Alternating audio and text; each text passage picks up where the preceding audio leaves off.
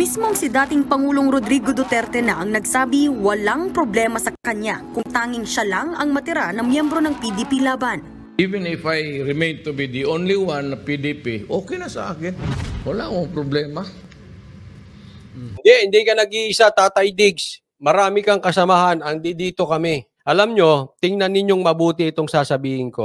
Si PRRD, katulad na lang natin. Oo, dati siyang presidente, pero ngayon ordinaryong citizen na lang siya. Pero nung siya ay nagsalita, gaya nung anak niya nagsalita ng tambaluslos, yanig sila lahat. Ngayon nagsalita si PRRD, yanig sila. Kailangan nilang gumawa ng resolution, kailangan nilang mag-loyalty check, kailangan nilang mag-drama-drama, kailangan nilang magsagutan kunwari, di ba? Kailangan nilang magpapirma. Kung hindi ka pumirma, tanggal ka. Kaya yung sinasabi ng mga dilawan, laos na si PRRD, hindi rin. Kung laos na yan, hindi papansinin yan. Lahat ngayon ng congressman nakafocus sa kanya. Yanig sila ninervyos.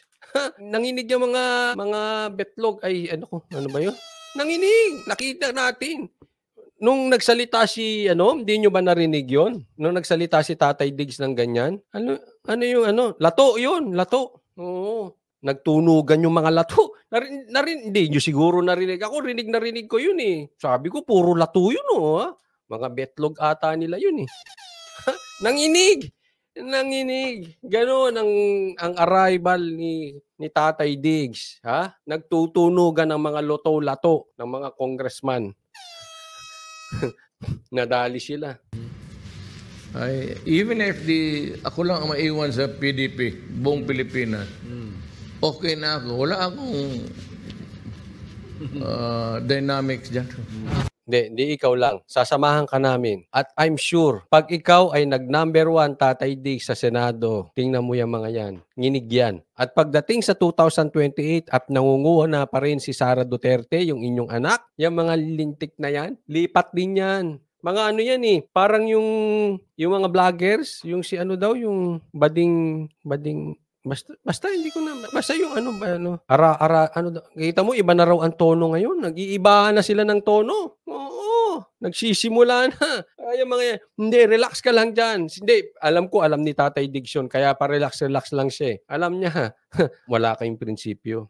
Sinabi niya yan sa kanyang programa sa SMNI kasunod ng pagbibitiw ng kanyang kaalyado na si Senior Deputy Speaker Dong Gonzales kahapon. Sa plenaryo Tandaan niyo yung Gonzales na yan Paglutang ni Sara, lipat yan. O sino makikipagpustahan? Ililipat din niya, maniwala kayo. Sabi ng resignation si Gonzales bago niya pangalanan si Duterte na sumisira sa imahe ng Kamara habang ipinapasa ang resolusyon ng pagkakain. Paano sinisira sa imahe ng Kamara? OA talaga nitong mga to. Paano sinisira? Dati nang sira.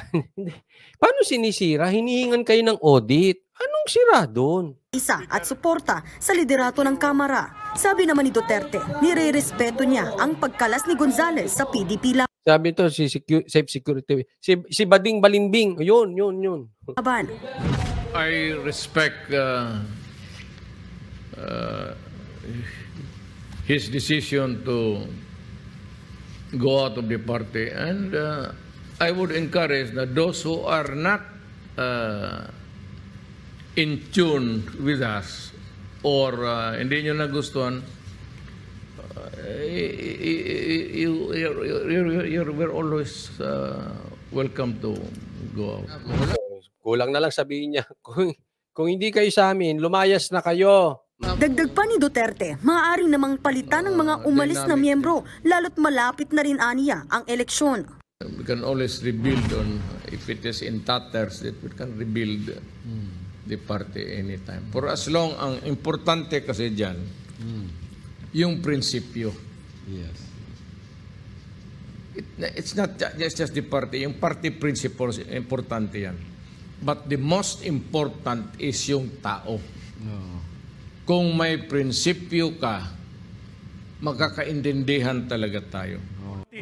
Kasalukuyan. Alam mo, patama yon. Parang sinasabi niya dito, ako itingin ko lang naman patama niya sa mga dyan sa Kamara, lalong-lalo na kay Gonzales at saka doon siguro, kasama na dyan si Tamba, na kung wala kang prinsipyo, hindi talaga tayo. Tulad nun, prinsipyo ba yun sasabihin mo, walang personalan, trabaho lang, tapos tatanggalin mo pagka hindi pumirma? Saang banda? Saang banda ang prinsipyo doon? Tama? Kaya binanata ni PRRD. At alam niya, mag-i-eleksyon naman eh. So, they can rebuild. Pero alam nila, paglakas sa eleksyon, lipat din yang mayan. Lilipat siya mga yan. Yan namang kinukuha ng News 5 ang panig ni Congressman Gonzales pero wala pa siyang tugon. Sa gitna naman ito, nagain naman ang resolusyon ng Makabayan Bloc sa Kamara para kondenahin ang sinasabing fake news, red tagging at pagbabanta ni dating Pangulong Duterte at ng SMNI kay ACT Teachers Party List Representative Franz Castro. Hiniling din nila sa National Telecommunications Commission na imbestigahan ang insidente. Nagbabalik Ayan, ha? Ihingi daw na imbestigahan ng insidente. Franz, saan ang kailangang imbestigahan? Kailangan pa ba ng intelligence funds dyan? Sinabi na yan sa SMNI. Kahit naman mahinang nila lang, napakalinaw ng sinabi ni Tatay Diggs. Hindi, anong kailangan pa ng imbestigahan dyan? Tinatrabaho talaga ang SMNI. Talagang pahihinto ang SMNI. Ako'y nananawagan kay Tatay Diggs. Pag pinahinto ang SMNI, ilipat natin yung gikan mo. Gikan kay Banat Bay. Doon ka na lang magpa-interview kay Banat Bay. Tuloy-tuloy yun. Nang si Banat Bay naman ang pag-initan. Ha? Hey, Lay Versosa! Maraming salamat po sa kusang loob at sa pag-sponsor ng live na ito. Thank you, Eli Versosa. Di ba, isa pang kadramahan to? Iimbestigahan. Ano kailangan imbestigahan doon? Ang linaw-linaw. Ako hindi na magugulat kung isusunod nilang tatrabahuhin ng SMNI. Wala yan, kawawa tong SMNI. Pinasisilip na eh. Franz Castro, Romualdez, kayong magkaibigan. Sana po maintindihan ninyo na tayo po ay nasa demokrasya. Hayaan nyo kaming magsalita. Kasi po, kayo ay hindi dapat balat sibuyas. Kayo magkaibigan, hindi po kayo dapat balat sibuyas. Marunong kayong tumanggap ng mga kritiko kasi nga, kayo ay mga politiko. Pagka ipapaimbestigahan ninyo. Ano ba naman kayo?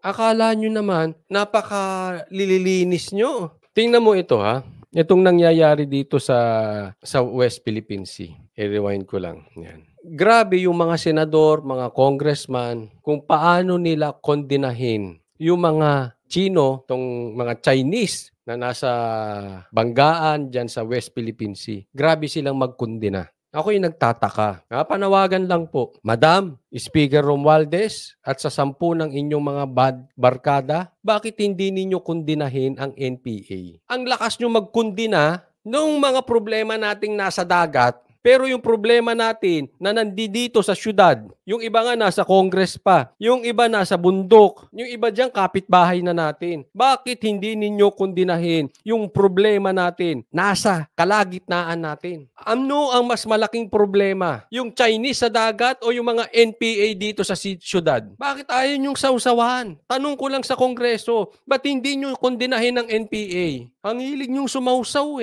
Sausaw kayo ng sausaw dyan sa dagat Hindi ko sinasabing ipagtanggol ang Chinese, hindi po. Pero naman, mas sige nga, tanungin ko kayo, ano mas nakakatakot? Yung mga Chinese sa dagat? Yung mga kapitbahay nyo yung posible? O yung mga kasamahan nyo sa trabaho na NPA? Sige nga, bakit tahimik kayo sa NPA? Huwag nyo kaming sabihan ng red tagging, ganito.